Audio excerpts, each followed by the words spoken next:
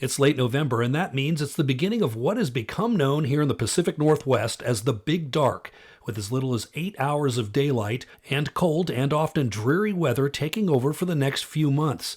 And with this dark and dreary weather comes something known as seasonal affective disorder, or more appropriately known as SAD, that can actually have an effect on one's mood.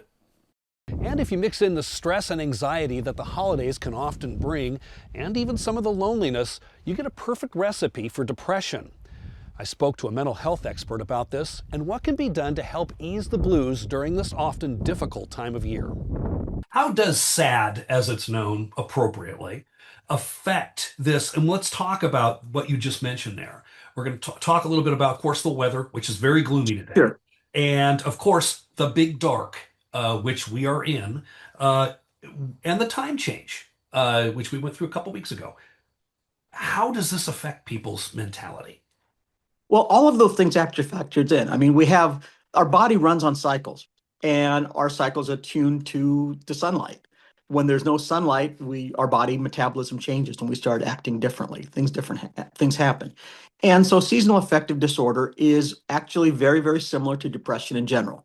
So a lot of the things that you'll see with depression, you'll see with seasonal affective disorder. What makes SAD a little different is that it occurs at the same time year over year. As the seasons change, you'll start to notice it. So for the first time you experience this, you may not notice that it's something that's seasonal as opposed to just depression in general. So let's talk about symptoms, either in yourself or your loved ones. What do we need to look out for? First thing I think is change in how people are normally acting. If they're not acting the same, that's something that for a lot of parents or friends, you can trigger that, hey, something's just not the same. But a lot of stuff, what you'll see is persistent anxiousness, anxiety, or just feeling low and sad. Everybody has days when they just don't feel good. But if this is persistent over many days or weeks, that's a serious issue. Sometimes depression is expressed by sleeping way too much. Other people seem to have some insomnia. People tend to wake up, they fall asleep, they wake up in the middle of the night and can't go back to sleep. That's a real common thing that happens with depression.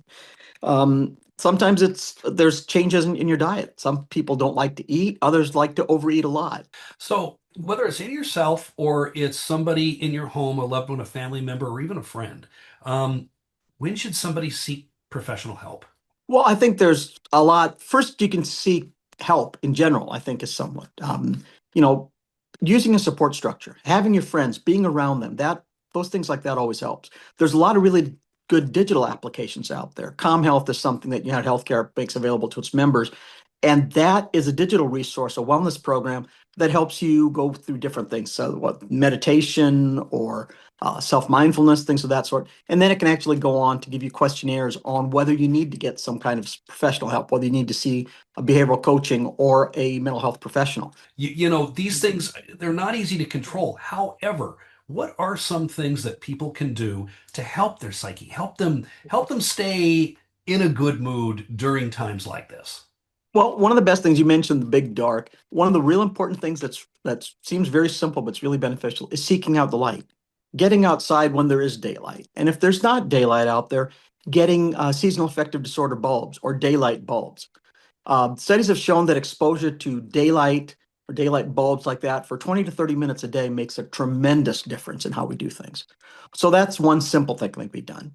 Another thing is exercising, just getting out and moving around.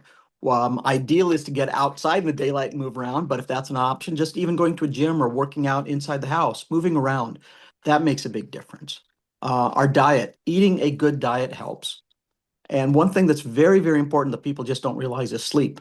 Getting into a good sleep routine, good sleep habits is critically important. That makes a huge difference.